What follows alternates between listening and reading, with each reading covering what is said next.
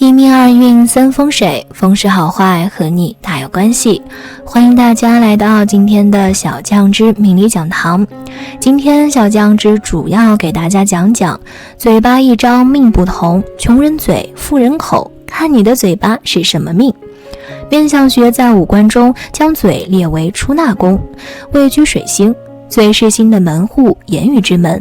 俗话说病从口入，祸从口出，嘴与人生命理有着极密切的关系，自不待言。我们应从嘴的形色泽和纹理去了解它所表现的个性、遗传、健康、运势，从而推断出人一生的荣辱得失。那什么样的嘴巴是穷人嘴，什么样的嘴巴是富人口呢？今天小酱汁就来告诉你。一、嘴巴一张命不同。一、皱纹口。皱纹口的特色是上下唇的尺寸不合，唇上面的皱纹很多，特别是上唇部分看起来整个皱皱的，这显示年纪还没到就提早气血衰弱，因此中年之际运势便开始走下坡，晚年更是孤独。皱纹口的长相就算在笑，看起来却像是哭丧着脸，而且谋事难成，老年孤单无助。皱纹口的女性婚姻历程多属不幸，生活历经艰辛，即便得子女孝养，精神上仍难以放下过往伤痛，郁郁寡欢者居多，活在当下才是解脱法。二、吹火口。吹火口的特色在于嘴巴小小的，两片嘴唇不收，看起来好像在吹火的样子。吹火口的人想避免穷困潦倒，最好学习一技之长，至少可以有口饭吃。吹火口对女性的危害比男性更大，这类女性是祸从口出的代表人，性格上喜欢说大话，和人一较长短，喜欢东家长西家短的，讲些不经大脑的缺德话，不知不觉得罪很多人，弄到众叛亲离，需透过关照自身行为的疏失和转念开始，并在转念后以行动形成好的良性循环，来避免掉入事业和家庭运走下坡的泥沼。三、马口。马嘴的人即便没有在饮食，嘴巴却不时出现蠢蠢欲动的咀嚼状态，常有口水从嘴角不小心流下来，看起来就像恶马在吃草。大家可以做个想象，他们常有腮帮子长和嘴角下垂的特色，仔细看唇上没有什么皱纹。马嘴的人纵然他们的人生也有一时得意的时候，但总是很快就打回原形，绚烂只有昙花一现，晚景生活境况不佳。这种口相的人心态上要知足常乐，也需工作和学习的勤奋配合，在心态和行为上双管齐下，扭转老年生活的窘境。四、鼠口。鼠口的人嘴巴尖尖的，唇很薄，无腮，最明显的特色就是吃东西的时候东吃一口西尝一口，不时发出窸窸窣窣的声音，就像老鼠在偷吃时那鬼鬼祟祟的样子。鼠口是典型的小人相，有着十足的小人个性，工于心计，也善于拍马屁，喜欢挑拨离间又忘恩负义。你有利于他时奉为上宾，你无利于他时过河拆桥。朋友有鼠口不宜深交，鼠口者本身由于积怨太多，常有命运多舛的机遇，需从基本的心性着手，改头换面，以积累善缘善报，重新改造命运。五、樱桃口。所谓的樱桃口，就是指一个人的嘴巴长得小而红润，整个嘴唇微微的上扬，牙齿看起来就像是石榴籽一样密而整齐。而一般的情况下，拥有此种嘴巴的人，他们大多数都是一些天生显贵之人，命中有不少的贵人运势，福气兴旺，注定会有不错的个人发展，实力兴旺，福禄也不会太差，个个都是上等福气相，命好财旺。六、四字口。所谓的四字口，就是指一个人的口角上下分明，个人的嘴唇长得厚实有肉，整个看起来非常的端正。而一般情况下，拥有此种嘴型的人，他们往往实力会非常的雄厚，在经济方面的实力会很强，为人正直，深得贵人的喜欢，能够在短时间内取得极大的发展成就，保证衣食无忧，求啥来啥，不用发愁，以后自己的日子会过得太差。七、弓形口。嘴巴是一个人的出纳宫，代表的是财进财出的能力。所谓的弓形口，指的就是嘴巴微微上扬，看起来也是一副似笑非笑的模样。则一般情况下，这样的人自身的情绪会较为稳定，为人比较知足，极少会与身边的人一起攀比，能够一步步把自己的事情做好，家庭关系都处理好，则男人成就大业，女人则会嫁入豪门。8. 嘴角下垂。在相学当中，若是一个人的嘴角明显下垂，看起来也都是一副郁郁寡欢的模样，则往往他们个人的性格方面会比较的消极，总是喜欢各种抱怨，说自己的家庭环境不是特别好，甚至于还会有二婚的可能性。所以这样的人，无论是家庭还是生活关系，都不会懂得处理，还会因为自己的一张臭嘴而闹得众叛亲离，身边连亲近自己的人都没有。2. 嘴唇出现5种颜色，说明身体出问题了。嘴唇的颜色一般以红润为美，红如朱丹，福禄最为厚重，一生衣食无忧，锦衣玉食之福。如若出现以下5种颜色，那则说明你的身体出问题了。1. 嘴唇颜色淡白。嘴唇淡白的人因大脑缺少气血的滋养而变得健忘，四肢也常常处于一种有气无力的状态，懒得动弹，人不想说话，总想睡觉。男性缺少拼搏的动力，女性则常常对性缺乏兴趣，这些都与脾胃功能相关。道医认为嘴唇颜色淡白可能是脾胃生化的气血出了问题。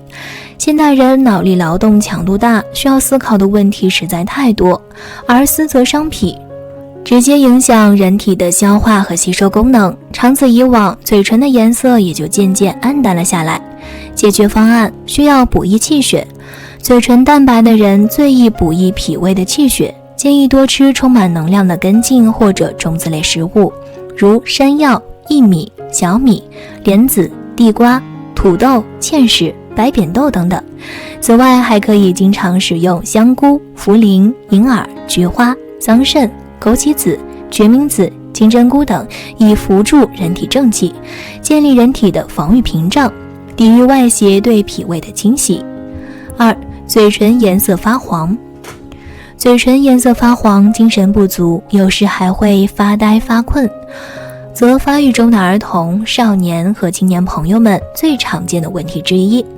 而这种毛病往往是补出来的，因为家长们常常忽略了少年儿童们肝肠有余、脾肠不足的问题，一味的给他们补充营养，于是多余的营养和水果中的湿气就容易滞留在肠道里，久而久之导致肠胃功能受损，脾胃被湿和热困住，最后嘴唇就呈现出发黄的状态了。解决方法需要消食导滞。嘴唇发黄者宜在健脾益胃的基础上消食导滞，可以食用人参、白术、茯苓、甘草、莲子肉、薏苡仁、白扁豆、山药、大枣等益气健脾、利气和胃的材料，再配合陈皮、茯苓、山楂、白茅根等煎水或者开水泡服，辅以含肠道益生菌的食物来清理肠道。每餐坚持做到多菜少肉7分饱，保留3分饥，既可以避免积食，又可以调和肝与脾之间的矛盾，让孩子的脾胃强健，通排顺畅。3. 嘴唇颜色发红。几乎所有嘴唇颜色红如血染都和上火有关。如果你上下两唇唇内外两面全红，很有可能是血热的表现。如果还伴有咽喉疼痛、牙齿上火疼痛、心情烦躁，或大便秘结、小便发黄、尿中带血的情况，则是真上火。解决方案需要清火，忌吃一切煎炒油炸和油腻食物，可在茶余饭后煮上冬瓜汤、茅根汤等，带水饮用，以消除上火症状。当然，如果你在唇红的同时嘴唇急剧干燥，还伴有头晕头痛、高烧、烦躁等情况，则建议及时就医诊断治疗。4. 上下唇异色。上唇属胃，下唇属脾，上唇深红，下唇淡白微青，是胃热脾寒的表现。此时常伴有脸红、吃得多却容易腹泻、四肢懒散等情况，而上唇淡白、下唇深红则是畏寒脾热的表现，往往表现为人不想吃东西、易吐、头脑昏昏沉沉的样子。解决方案需要强健脾胃。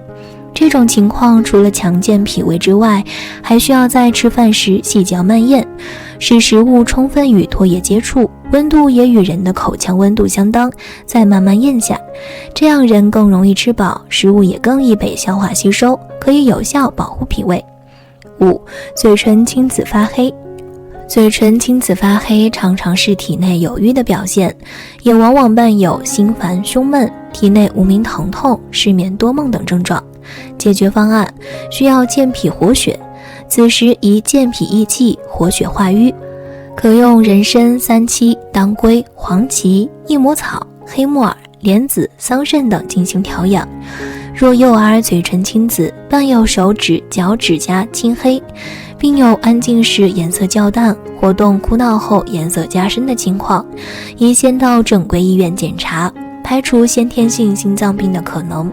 最后，小酱汁还是想提醒朋友们，尽管嘴唇可以透露出你的秘密，但是人的命运、人的运势还应该整体去判断，因为人本身就是一个积极复杂的高级生灵，只有结合整体命理特征去分析，才更为有才华，一生富贵显赫。这种人头脑聪明，富有才智，而且做事儿也比较的努力，再加上身边人的帮助，在事业上发展顺利，也容易得到他人的认可和尊敬，有做高官的潜质。2. 方口。方口的重要特征是双唇红润、整齐整，两唇闭合严密，紧包牙齿，微笑时也不露牙齿，而且牙齿雪白。这种嘴型的人一般很有口福，比较的贪吃，有着很大的潜力，自我提升比较快，容易得到领导的赏识和提拔，是非常适合进入仕途从政的。事业方面总体呈现出稳重有升的趋势。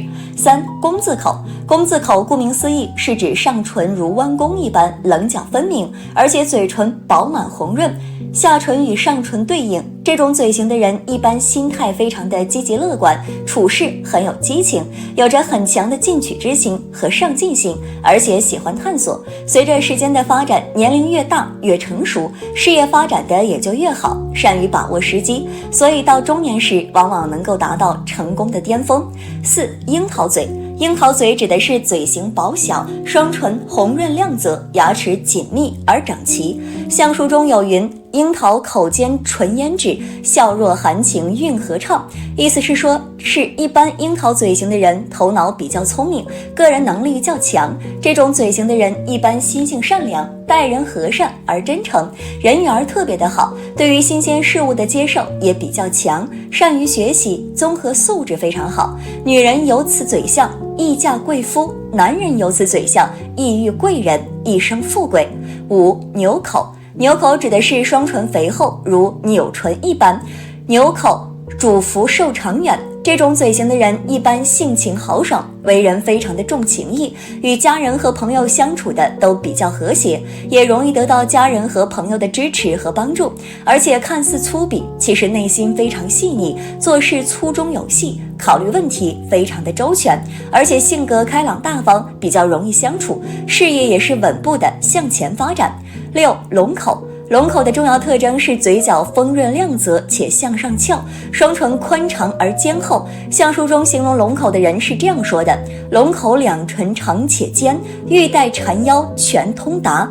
意思是说，龙口的人一般内心较为的清高，为大贵之相，容易做大官。这种嘴相的人一般权力欲比较强，有着很强的管理和协调能力，领导才能比较突出，自身素质也非常高。中年时运势发展较好，容易获得不错的名声和权势。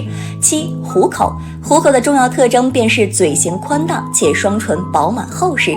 相书中形容虎口的人是这样描述的：虎口阔天有收拾，须知此口必荣华。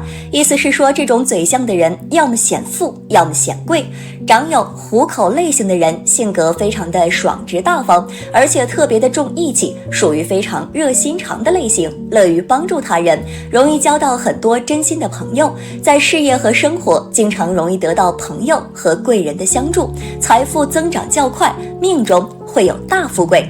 8.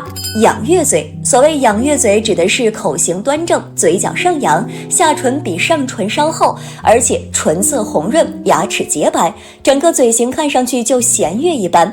麻衣神相中有言：口如仰月上朝湾，齿白唇红似牡丹，满腹文章生价美，竟达富贵列朝班。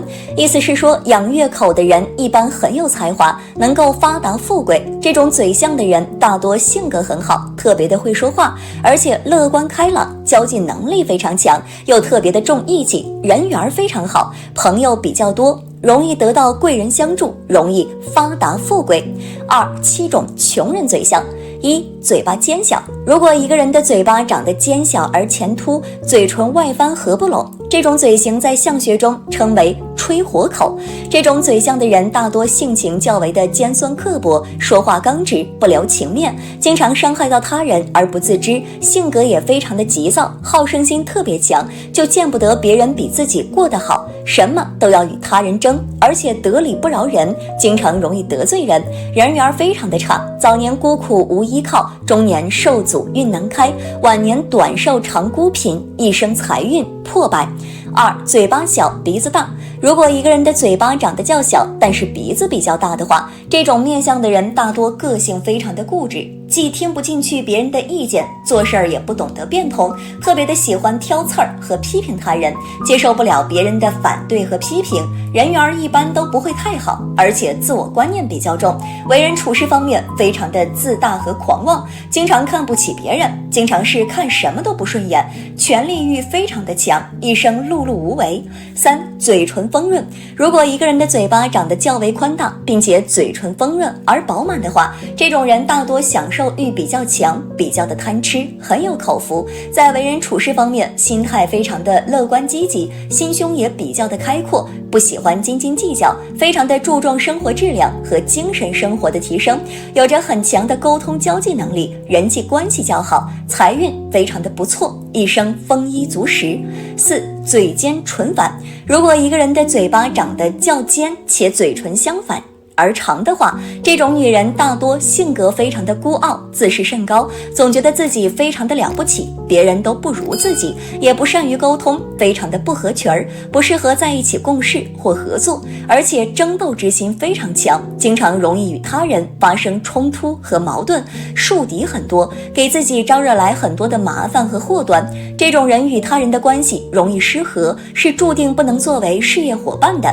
5. 嘴小额大。如果一个人的嘴巴长得比较小，但是额头宽大的话，这种人大多头脑非常的聪明，反应特别快，应变能力非常强，但是在为人处事方面却比较的抠门和小气，而且心眼特别的小，喜欢斤斤计较，整天喜欢算计，缺乏大智慧和大胸襟，总是喜欢耍一些小聪明，不善于处理与领导和下属之间的关系，命中犯小人，容易遭到他人的嫉恨和阻挠，中年时运势容易受阻，晚年孤苦可怜。6. 嘴大无棱。如果一人的嘴巴长得较大，但是却没有棱角，两侧的唇角外围有一圈唇肉鼓起的话，这种人一般性格开朗，待人随和，朋友缘非常的好，但是投机心理非常重，不喜欢受到拘束和管制，喜欢做一些自由性比较强的职业，做事儿不够踏实，而且生性比较的放纵，贪图享乐，虽然赚钱能力非常强，但是也特别的能花钱，聚财能力比较差，有多少花多少，存不住钱。7. 嘴大鼻小。在相学中，嘴巴五行属水，鼻子五行属土，如果一个人的嘴巴较大，但鼻子小的话，则为水克土之象。这种面相的人一般说话比较随意，往往管不住自己的嘴巴，经常会祸从口出，因为言语而得罪人，轻则给自己招来口舌是非，重则还会惹上官司，对个人的事业非常不利，尤其是房产方面容易出现问题，导致家产不稳。尤其是到中年时期，日子过得会非常艰难，即使努力也很难再有什么大的作为。不论你是富人嘴还是穷人嘴，这只是命运的一份儿，在生活中还是要努力奋斗，这样你才能过上好生活。好了。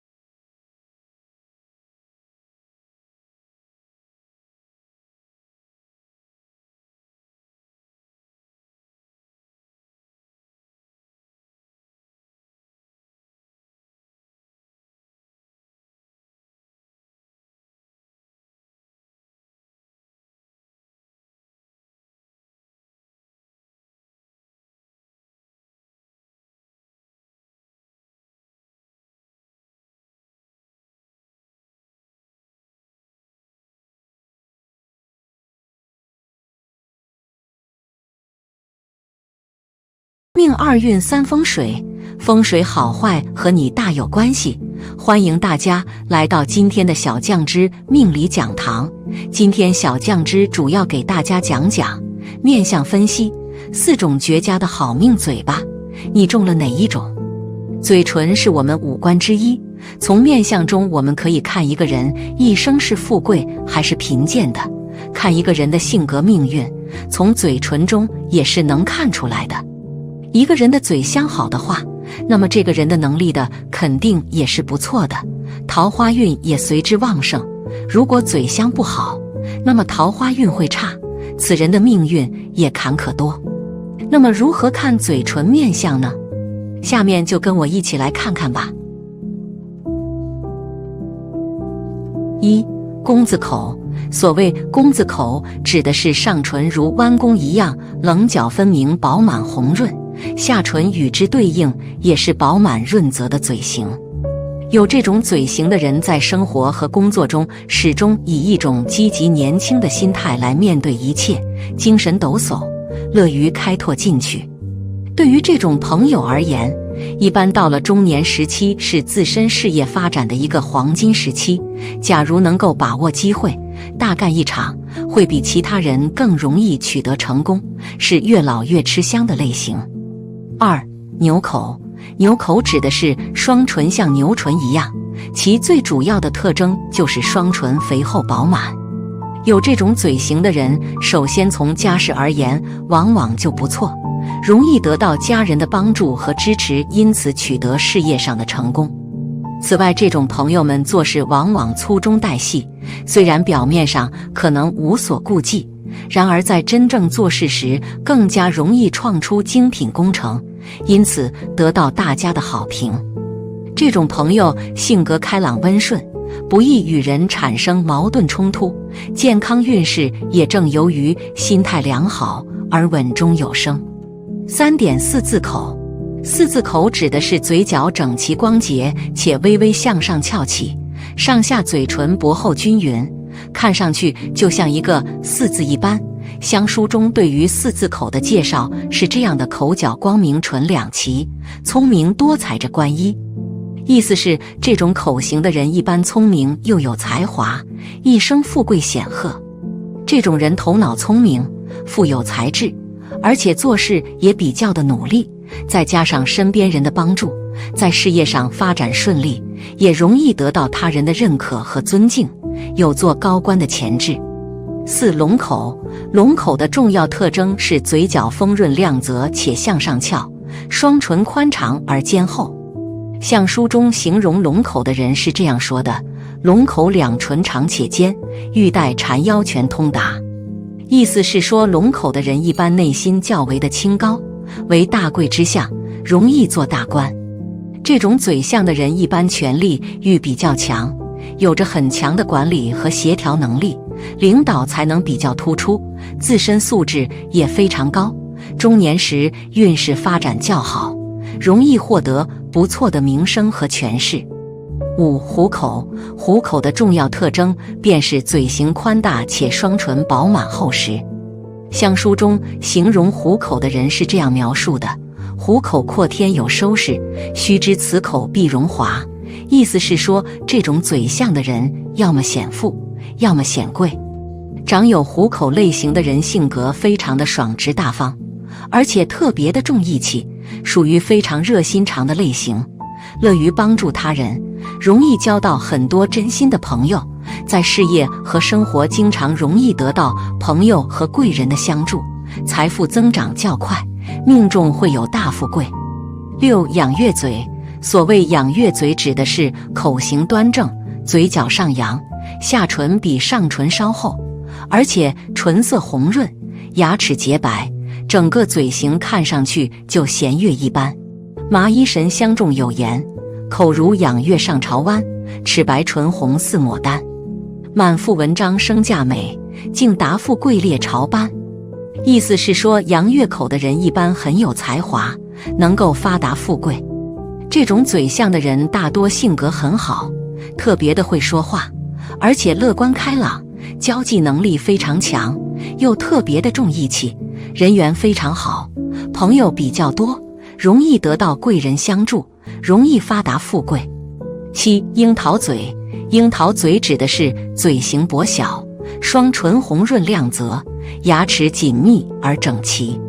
像书中有云：樱桃口尖唇胭脂，笑若含情韵合唱。意思说的是，一般樱桃嘴型的人头脑比较聪明，个人能力较强。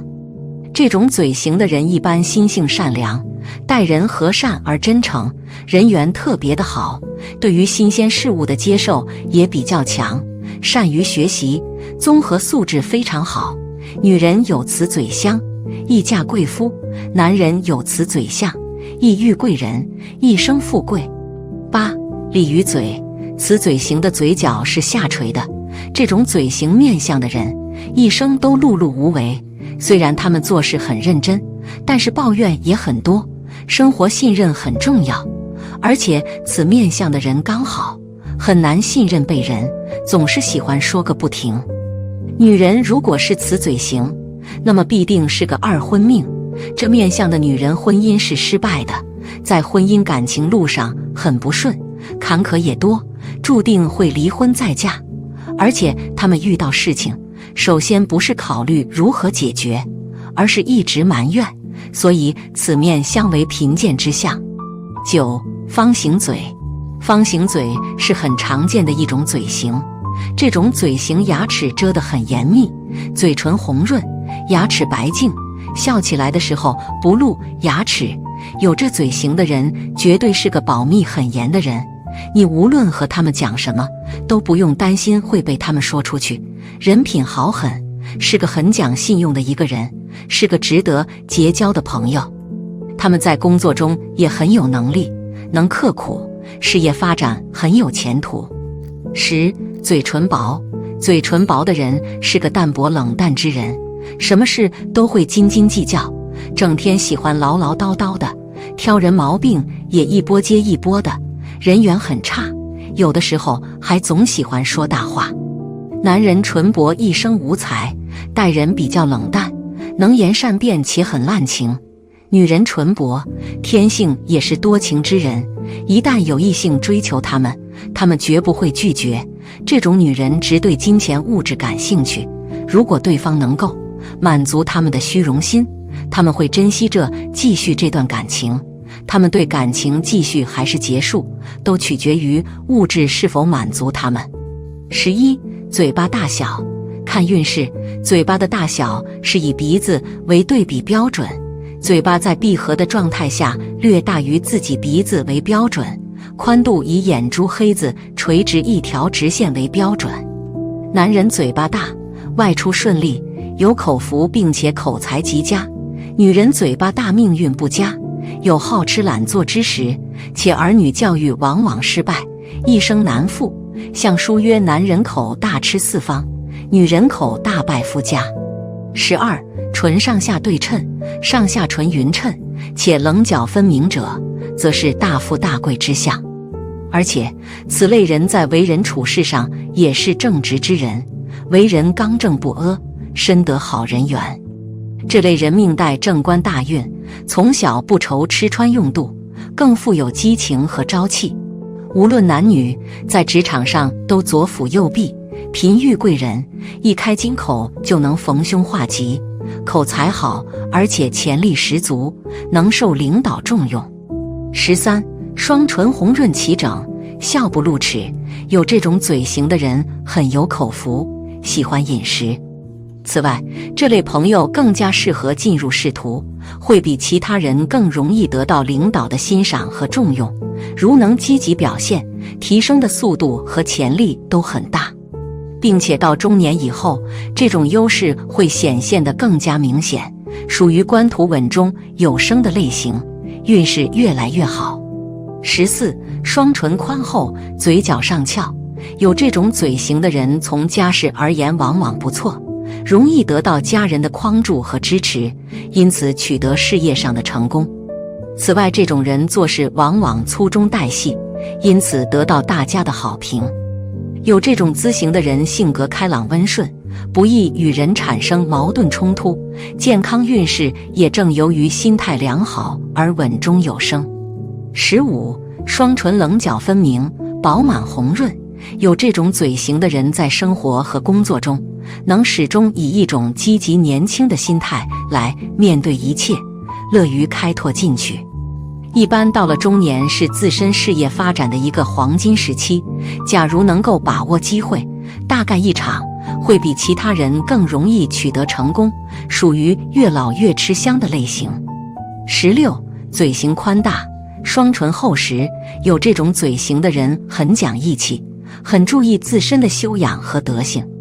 由于自身的仗义和乐于助人而交到很多知心的朋友，他们会在工作生活中给予你最有力的帮助，因此容易因贵人和朋友而使自己的事业蒸蒸日上，财富也会随之日进斗金。如能保持这种性格，将来便可成为大富之人。好了，今天的分享到这里就结束了，希望大家能够喜欢，记得给小酱汁点点关注和小铃铛，小酱汁会继续给大家分享更多有趣的命理内容，我们下期再见。